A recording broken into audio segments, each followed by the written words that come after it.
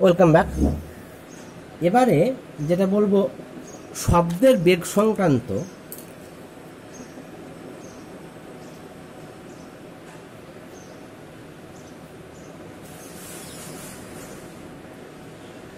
নিউটনের গণনা।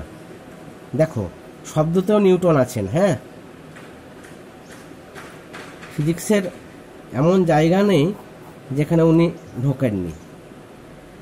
তো শব্দের বেগ সংক্রান্ত নিউটনের গণনা যেটা আমরা বলবো, ধরো এখানে একটা আমরা গ্যাস কন্টেনার ধরলাম, তো এটা কিন্তু গ্যাস মাধ্যমের মধ্য দিয়ে, হ্যাঁ, তো নিউটন বললেন যে এটা সমষ্ণ প্রক্রিয়ায়, কোনো গ্যাস মাধ্যমের মধ্য দিয়ে শব্দের বিস্তার সমষ্ণ প্রক্রিয়ায় ঘটে। সমষ্ণ প্রক্রিয়াটা কি তোমরা থার্মোডাইনামিক্স যখন আমি পড়াবো তখন জানবে। একটুখানি বলি সমষ্ণ পদ্ধতি, অর্থাৎ সবসময় যার উষ্ণতা সমান থাকে, অর্থাৎ সে ভাঙলে যেটা জানায় সেই সমাস আমরা করেছিলাম, সম উষ্ণতা যাহার, অর্থাৎ সবসময় যদি সমান উষ্ণতা থাকে সেটা সমষ্ণ প্রক্রিয়া। তো নিউটন বলেছিলেন সমষ্ণ প্রক্রিয়া, কিন্তু পরবর্তীকালে সেটা ভুল প্রমাণিত হয়েছে, ল্যাপ্লাস সেটাকে সংশোধন করেছে। কিন্তু তাই বলে নিউটনের আবিষ্কারটা ছোট হয়ে গেল না, কারণ প্রথমে যে আবিষ্কার করে সেই গ্রেট, ঠিক আছে। তাহলে এই শব্দের বেগ সংক্রান্ত নিউটনের গণনা সমষ্ণ প্রক্রিয়ায় হয়। ধরা যাক কোনো গ্যাস মাধ্যমে এর চাপ পি, আয়তন ভি। এবার শব্দ বিস্তারের সময় চাপ বৃদ্ধি পাবে, চাপ বৃদ্ধি পেয়ে হলো পি প্লাস P1। চাপ যদি বৃদ্ধি পায় তার আয়তন কি হবে? আয়তন তো কমে যাবে, ভি থেকে কমে গিয়ে ভি মাইনাস স্মল ভি বললাম। তাহলে দেখো উষ্ণতা যদি স্থির থাকে তাহলে বয়েলের সূত্র অনুসারে যেটা দাঁড়ায় এইখানে পিভি, আর এই ক্ষেত্রে কী হবে? P plus P1 V minus small V, এই দুটো সমান বয়েলের সূত্র অনুসারে। উষ্ণতার যে সমষ্ণ প্রক্রিয়া বলেছি, অর্থাৎ টেম্পারেচার কনস্ট্যান্ট,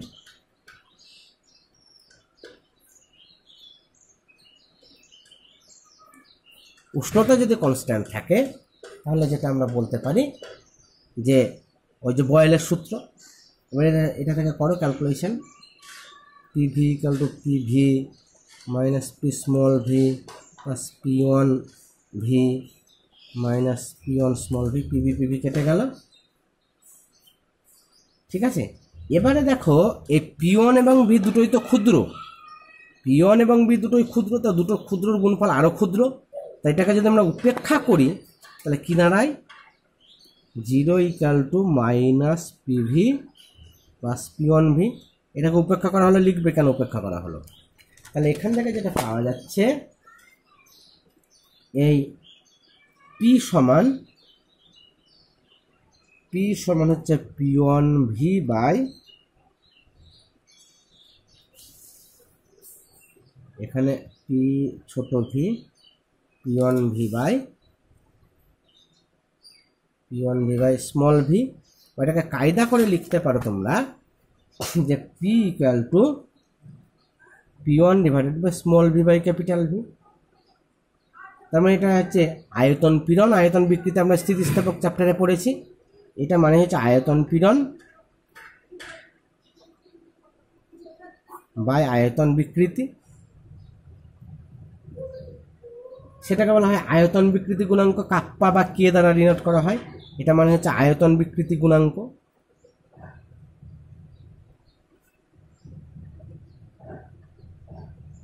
আমরা আগে পড়েছিলাম। বেশ, এবারে এটা কলনবিদ্যার সাহায্যে করা যায়। কলনবিদ্যা তোমরা তো ভালো শেখেনি, তাই আমি জেনারেলভাবে পড়াবো। এবারে আমি যেটা পড়াবো সেটা হচ্ছে এই ল্যাপ্লাস কি বললেন যে এটা সমষ্ণ প্রক্রিয়া সংগঠিত হয় না।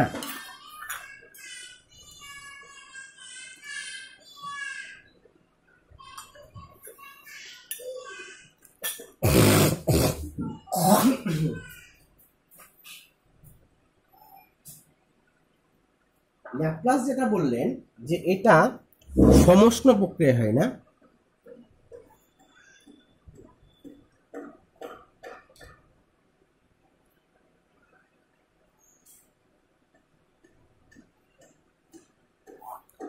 ল্যাপ্লাস বললেন এটা সমষ্ণ প্রক্রিয়া সম্পন্ন হয় না, কি প্রক্রিয়া হয়? রুদ্ধতাপ প্রক্রিয়ায় হয়। রুদ্ধতাপ প্রক্রিয়া হলে, রুদ্ধতাপ মানে কি? তাপকে রুদ্ধ করা হয়, যাতে কোনো প্রকোষ্ঠে যদি তাপ ঢুকতে বা বেরোতে না দেওয়া হয় তাহলে কিন্তু ওর উষ্ণতা চেঞ্জ হবে। আর উষ্ণতা চেঞ্জ হলে সেটা আলাদা সূত্র। তাহলে সমষ্ণ প্রক্রিয়ায় পিভি ইকুয়াল টু কনস্ট্যান্ট। সমষ্ণ প্রক্রিয়ায় উষ্ণতা কনস্ট্যান্ট যদি থাকে তাহলে পিভি সমান ধ্রুবক আমরা জানি বয়েলের সূত্র অনুসারে। আর রুদ্ধতাপ প্রক্রিয়া তোমরা জানো না, তোমরা শিখবে থার্মোডাইনামিক্স, এখন বলে দিই। রুদ্ধতাপ প্রক্রিয়া হচ্ছে PV to the power gamma সমান ধ্রুবক। পিভিতে জানি, তাহলে গামা কি শুনি, খাই না মাথায় মাখে। গামা হচ্ছে দুই প্রকার আপেক্ষিক তাপের অনুপাত, অর্থাৎ স্থির চাপে আপেক্ষিক তাপ আর স্থির আয়তনে আপেক্ষিক তাপ, যেটা আমরা হিটে পড়েছি। ঠিক আছে, গামা সমান হচ্ছে CP/CV। যারা আমার ক্লাস করেছে তারা প্রত্যেকে জানো, যারা করনি তারা একটু দেখে নেবে, হিট চ্যাপ্টারে গ্যাসের প্রসারণ গুণাঙ্কে আছে। এটা হচ্ছে স্থির চাপে আপেক্ষিক তাপ, এটা হচ্ছে স্থির আয়তনে আপেক্ষিক তাপ CV। তাই যদি হয় তাহলে একই রকমভাবে করি, যে ওখানে করেছিলাম কি পিভি, এখানে সে একই কথা, পি আর ভি ছিল, চাপ হলো P+P1, এখানে ভি থেকে স্মল ভি কমে গেল, এখানে PV to the power gamma, P V minus small v to the power gamma. কারণ পিভি ইকুয়াল টু কনস্ট্যান্ট, রুদ্ধতাপ প্রক্রিয়া যেটা দাঁড়ায় সেটা হচ্ছে পিভি ইকুয়াল টু কনস্ট্যান্ট। তাহলে আইসোথার্মাল আর অ্যাডিয়াব্যাটিক, আইসোথার্মাল বা সমষ্ণ প্রক্রিয়াটা কি? আইসোথার্মাল বা সমষ্ণ প্রক্রিয়া যেটা হচ্ছে সেটা হচ্ছে সবসময় সম উষ্ণতা থাকে, তাই আইসোথার্মাল বা সমষ্ণ। আর অ্যাডিয়াব্যাটিকটা কি? অ্যাডিয়াব্যাটিক হচ্ছে রুদ্ধতাপ, অর্থাৎ তাপকে রুদ্ধ করে দেওয়া হয়েছে। তাপকে যদি রুদ্ধ করে দেওয়া হয় তাহলে ওর টেম্পারেচার কম বেশি হয়। এবার এটাকে ক্যালকুলেশন করে কি দাঁড়াচ্ছে দেখো, গুণ করো। এটা দেখো P+P1 ছিল, এখান থেকে আমি এই V, capital V to the power gamma common নিয়ে নিলাম। তাহলে ভির বাইরে আসলে কি থাকে, 1 minus small v by capital V to the power gamma. এবার এখানে যেটা দাঁড়ায়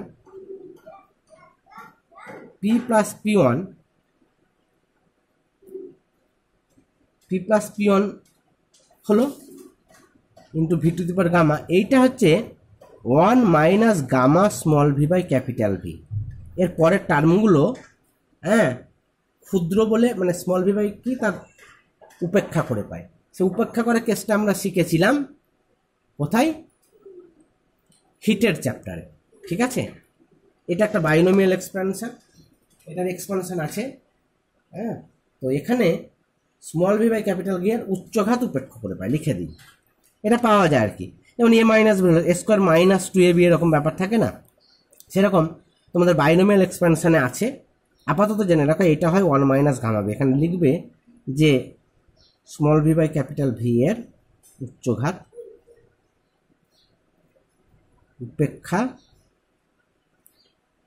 করে পাই। কি পাই দেখো, আচ্ছা এখানে পি ভি টু দেবার গামা, তো এটা কেটে দাও, তাহলে কি থাকলো দেখো, পি ইকুয়াল টু যেটা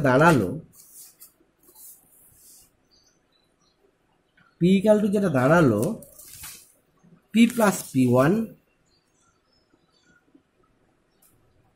into 1 minus gamma small v by capital V.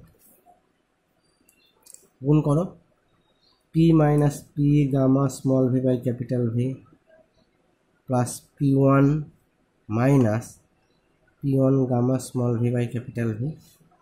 P কেটে গেল। এইখানেও দেখো, এইখানে আমরা যেটা উপেক্ষা করব, এই যে P1 গামা স্মল ভি এটা ক্ষুদ্র, তাই এটাকে উপেক্ষা করলাম। উপেক্ষা যদি আমি করি তাহলে আমাদের যেটা দাঁড়ায়, P1 সমান কি দাঁড়ায়, P1 সমান দাঁড়ায় P gamma small v by capital V. কারণ এখানে P1 এবং ভি দুটোই খুব ক্ষুদ্র বলে এর এই যে এই টার্মটাকে অগ্রাহ্য করা হলো। এটা কিন্তু ব্র্যাকেটে লিখতে হবে, আমি লিখলাম না, তোমরা লিখবে। এখান থেকে যেটা দাঁড়ালো যে gamma P equal to P1 V by small v. দেখো পার্থক্য, এটা মানে হচ্ছে আয়তন পীড়ন,